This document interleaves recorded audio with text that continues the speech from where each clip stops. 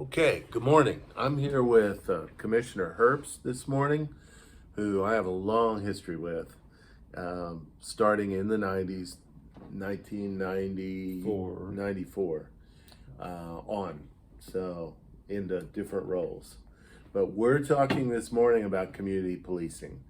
And because, again, it's an issue that's coming up in communities, it's had a bit of a gap, and I think it's going to be back.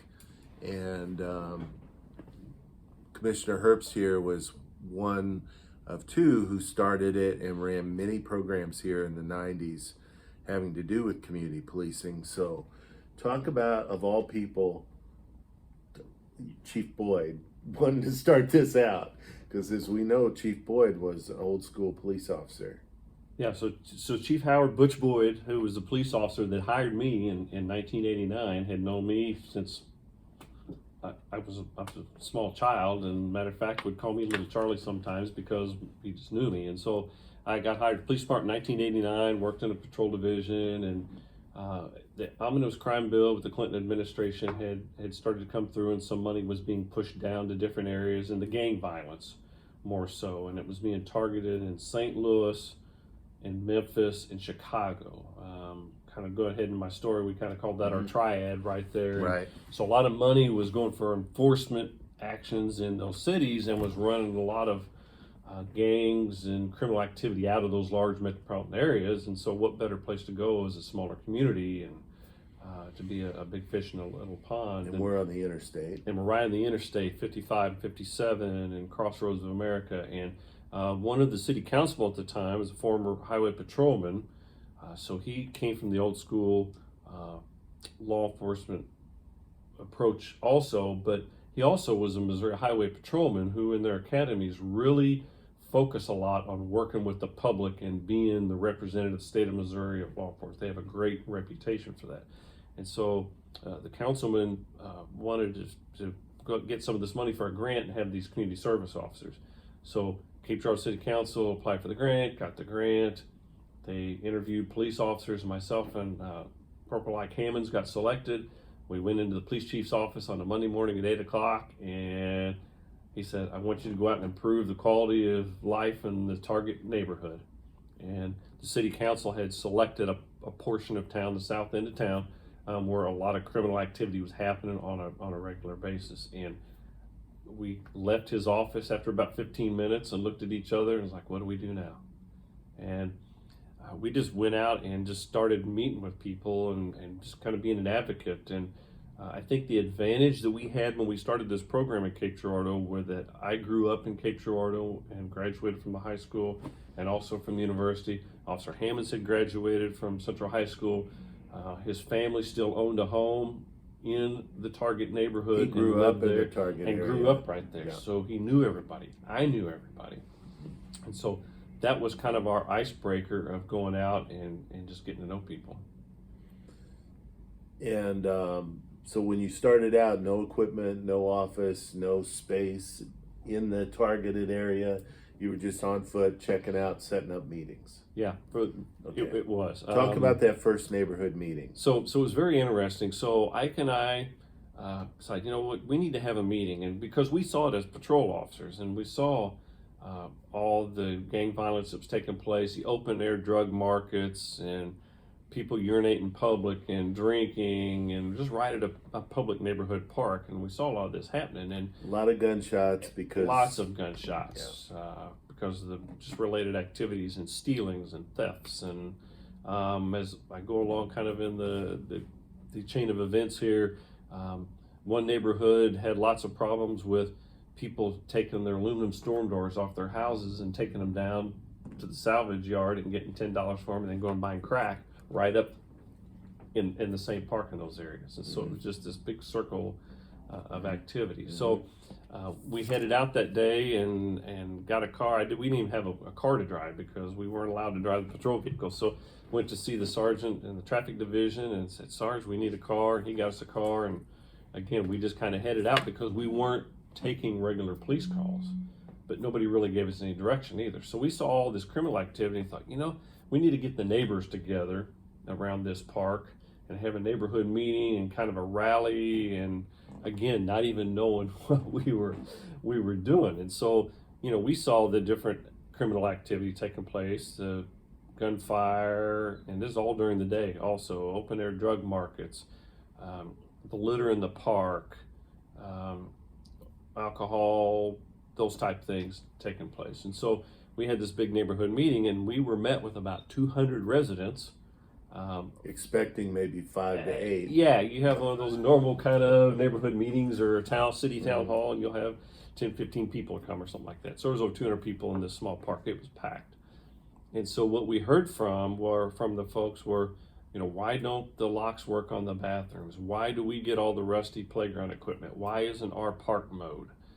Those type of complaints. And it was easy not to stand right there and look. There's the rusty playground equipment. We're standing in the park having this meeting, and it's 6 inches high of grass and trash and everything around there. So it's quality of life issues. Quality of life issues, Lot of 100%. And I think when it gets down to it, the average citizen, that's what it's about, is that quality of life. And the law enforcement piece comes, what can I do to help them have a better quality of life by eliminating some of the criminal activity? However, you have to have. It was just Officer Hammonds and I. It was just 2 of us. And at that time, the Cape Girardeau Police Department, there were many times just 4 zone officers and 1 sergeant covering the entire city, which you're chasing calls. You don't have a lot of time to get out and interact with people for the most part. And so that was our job. So we got the park cleaned up. We worked with the park director, got it mowed, got some new playground equipment, got better lighting. We got no parking along the street and the sidewalk next to the park. So the folks who were doing the open air drug market couldn't just pull right up to the park. They at least had to park across the street, which detached that activity a little bit. And after about a couple months of this activity and getting this done, we were rock stars in that neighborhood because we got all those things taken care of. Then it was time to take that step back and ask those folks, all right, we need your help. Who's selling the drugs? Who's shooting the guns? Who's committing the criminal activity? To work with that and to have some sweat equity in that program. And if I remember right, it wasn't a huge group of people that were involved in the criminal activity. I mean, once a certain group was arrested and put in the system, things did slide. Oh, it settled down. Sure, there were, and there's always followers in that criminal activity. But you've got those particular leaders, right, that are out there. And once we identify them, and a lot of the people that we identified with the criminal activity and the open air drug markets didn't even live in the neighborhood and didn't even live sometimes in the state. Yeah.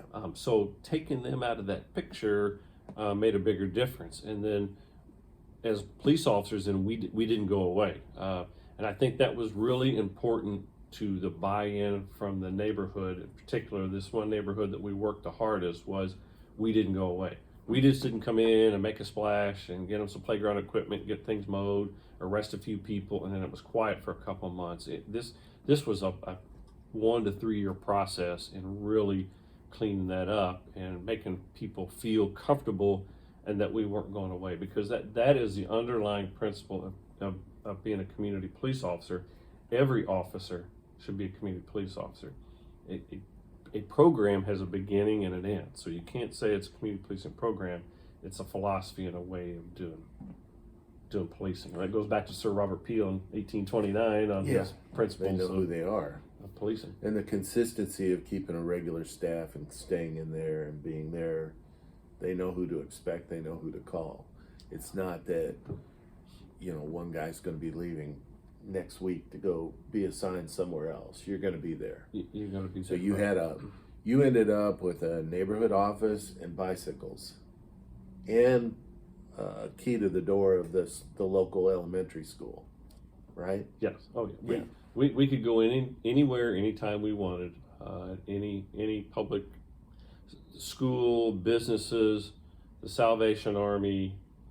We could just walk right into like we own the place, because we believe in what we were doing, and we're there to help people. And then so this was in the late 90s, and so that culture kind of caught on with some of the officers in the department, particularly in the drug task force officers and the neighborhood drug officers, we called them, because they realized, hey, these guys have a great relationship with these neighbors over here.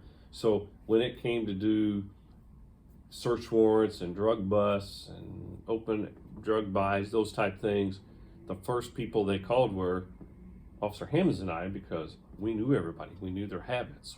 We knew where they would be and familiar. And we literally could walk. We were there so much that we could walk into an open air drug market area, and it almost didn't faze people, because they knew that was Ike and Charlie. Because our first approach wasn't just to go in and arrest somebody.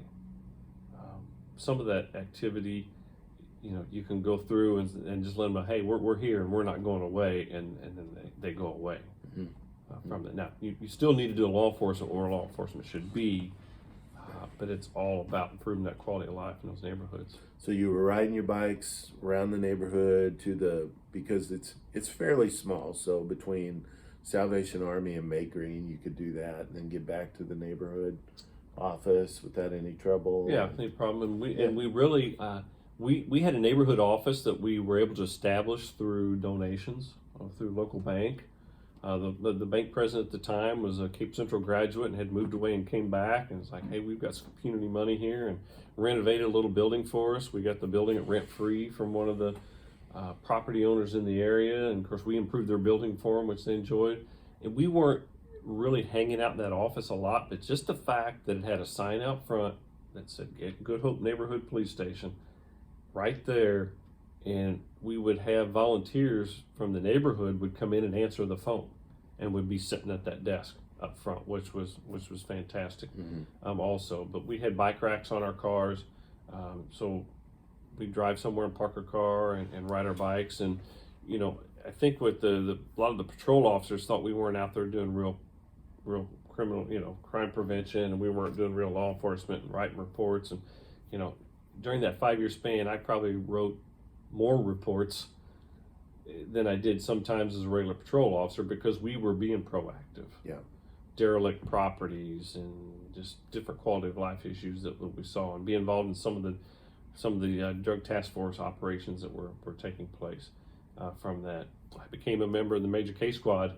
Evidence work is something that I really like, and I became part of the Major Case Squad because, and Officer Hammonds did too, because in these areas where a homicide would take place, the officers of the Major Case Squad found out, oh, Ike and Charlie know who all these people are, and that's your first 24 hours is critical in any investigation like that. And the quicker you can get to know people, because people are afraid to, it's just kind of inherent nature of folks. They're just afraid to speak up because something's going to happen to them. And so our relationship we built were a big plus and help to the Major Case Squad in solving those crimes also. So the programs you ran at the schools for the kids had a component where the parents would come in too every once in a while, so you get to know the parents through the children. Yeah. And then the children. Of course, the thing that I always talk when I've in the past participated in training for law enforcement officers is, remember, those children aren't going to be children forever. They're your next clientele. Could be. Here they are. Here's your kids. They're going to be involved as either victims or the offenders or the witness in your future cases in just 4 or 5 years. So get to know them while they're young. They want to know you. They're interested. They're curious about you. And I'm not an expert on generational crime in families, but I don't think any of us are. But I think a person could just globally say that there's a higher percentage of folks that commit.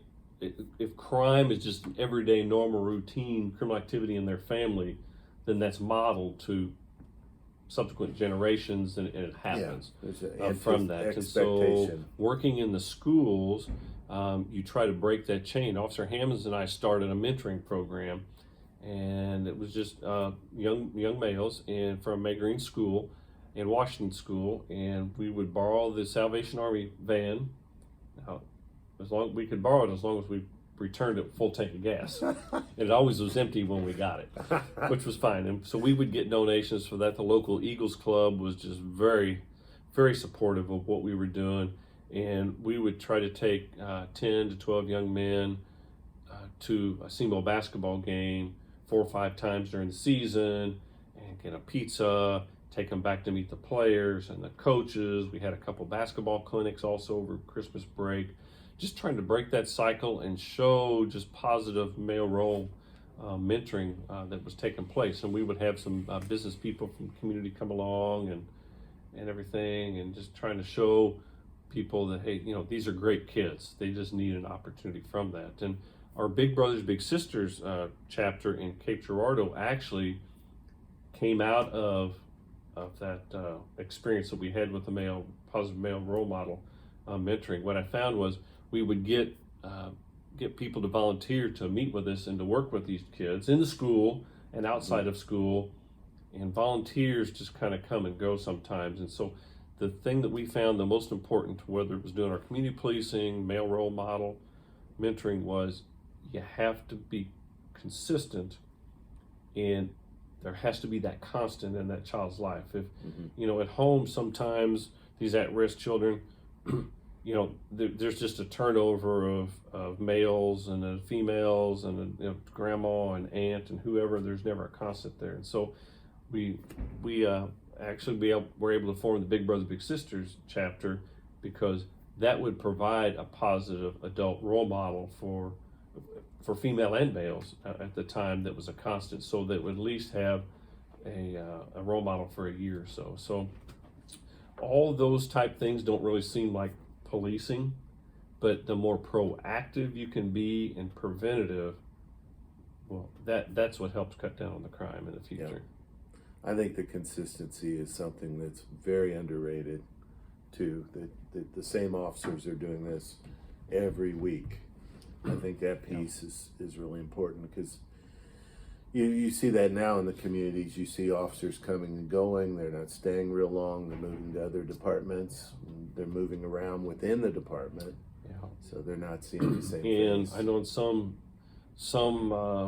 police departments, not just Cape Girardeau, because I'm not sure the model they're using now, but I know that you can have the same officers working that neighborhood all the time, but if they're not the right officers, I mean, all of them care about what they're doing, but it takes the right personality to work in certain neighborhoods, and matching everybody up with that to work to help people. Yeah, to match it up to the right program. It's tough being law enforcement. All you're seeing all day is just negative, negative, negative. And I looked at it that I saw a lot of negative, but I created a lot of positive on my own that helped me do a good job and take care of people. I think that's very important. And again, what you said, get back to consistency. Yeah.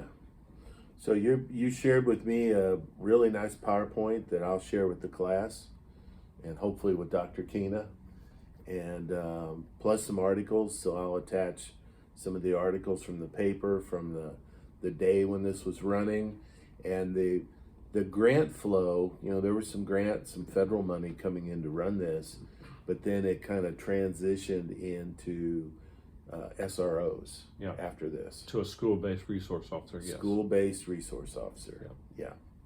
So that was when community policing, from what we can tell, even in the urban areas, kind of disappeared, and SROs became the model. That's right. Staying in the schools. That's right. And we both agree that the SROs probably stay in the schools a little too much. A little too much. Yeah, and should be out in the community around those schools. And some do. Because again, I can't armchair quarterback here from those areas, but I think what we've evolved into is that once the SRO gets established in the school and gets that rapport with the teachers and the students and they're around, they don't need to just stay in that, this is my own personal opinion, they don't need to stay in that school all day long and function like a security guard and be there. Some communities may want that. I can't kind of second guess a lot of that stuff, but I think there's opportunities that these SROs can get out of the schools during the day and go work in those communities, while the students are in school, and go back and work in those communities and establish the relationships. And it's not a community service officer is not an 8 to 5 job at all. From that, I think what made us so successful in Cape Girardeau at that time was that we were very flexible. We might come in the morning, work 8 to 12, because we're at the school doing a program, teaching gang resistance education, conflict resolution, but then come in and that night work from 6 to 10 because we're going to go to the PTO meetings and choir concerts at the school that evening. So it's kind of a flex shift, and I had a lieutenant that was very supportive of what we did and how we operated from those things. If there was a neighborhood activity at a church or a picnic or something on a Saturday afternoon, like anybody, everybody wants to get paid for their time of what they do, and I think there's a way to structure that you're flexible in what you're doing. There were times Officer Hammonds and I would go to a church dinner in the neighborhood, just dressed down in a polo shirt and khakis or whatever, and we went on our own. But that was kind of what we chose to do from that. But I think that's important to get involved with that. There are two different models. The SROs are in the school. They're also, the public is aware that a police officer's there and hopefully preventing some school shooting. Huge deterrent, that's right. That present it's a different job. It's a very They really different need job. both jobs. It's They very really need community policing in our communities too. So they can be flexible and be part. I think there's a hybrid or blending model there that can work. Yeah, maybe. From those, I don't know. I followed the Japanese Koban model for about 25 years, and it looked a whole lot like community policing. If you look them up on the internet, on YouTube, you can watch videos of the officers in the community discussing Koban or Koban, and they have small, very small police offices in the communities. The officers are required to knock on everybody's door at least twice a year and talk to everybody in the area. How awesome! Yeah. How awesome! What a great idea! I had the opportunity to meet a Bobby police officer from London Metropolitan Police Department during this time. He was biking across America to raise awareness for domestic abuse, actually. But he spent a couple days at my house while he was kind of resting, and it was interesting to talk to him. And that same model is there's two police officers in a car, and it's very interesting. They still don't carry guns. In London, there are certain vehicles that have weapons, but they work an area, and and they walk the beat. They park their car and they knock on doors, and they take care of things. And I think that is something, if kind of a global statement of how policing, if I was going to change policing in the United States right now, or just take it just down to my community, is that it has to come from the top down, that in an 8-hour or a 10-hour or 12-hour shift, you've got 10 or 15 minutes that you can get out of your car and go knock on the door of a house that's got weeds 2 foot tall, 3 foot tall, or something or whatever, because those quality of life issues are huge. And that relationship that you get and show a neighbor, hey, somebody does care about those weeds or trash or something there and everything. You go back to that neighborhood the next week or 2 hours later, and that person's going to be the first person to help you out. Hey, I saw the car, or I saw so-and-so, or whatever, from that, to get those relationships. And I think that's real important. Yeah. Anything else that I didn't hit on that we were talking earlier before we started with this? You know me, Randy Rhodes. I can talk I for know. hours Anything. about community policing and the philosophy and the way that policing services should be delivered. We probably need easy. to do this as a live Zoom feed at some point, hopefully with the push at Ole Miss to start a policing center. Maybe we could include some of this where you can talk with some of the professors there and discuss this early form of community policing that worked really well through 2 police chiefs. And then you moved on, and Ike stayed, and other chiefs came on, and then the SROs came into the And picture. I think that's again, I think not second guessing the direction of the Cape City, but I think that SRO function overshadowed some of the the focus of I that. don't think it was just And it's here. been very successful. Oh, yeah. In the Cape schools, that's Yeah. for sure. I don't think it was just here. I think it was nationally that model took over and used the money that was available. Yeah, again, that's right. Funding, and you've only got so many dollars when you're a tax-based entity, Really? and grant funds, and that's So it's not just a checkbook? That's just what you have. It's not like, Mom, pull out your checkbook and write me a check. That's right. Yeah, being an elected official now, and I was on the Cape City Council for 8 years. I always contend, though, too, you have plenty of money. It's just what you choose to spend it on, and that's very tough when you're a mayor, a city manager, a councilman, and a county commissioner. In our case, county commissioner, I've got 13 office holders I have to provide budgets to, and so everybody is more important than the other person. I'm glad you brought that up because I want to shift gears just for a little bit so I don't take up your entire morning.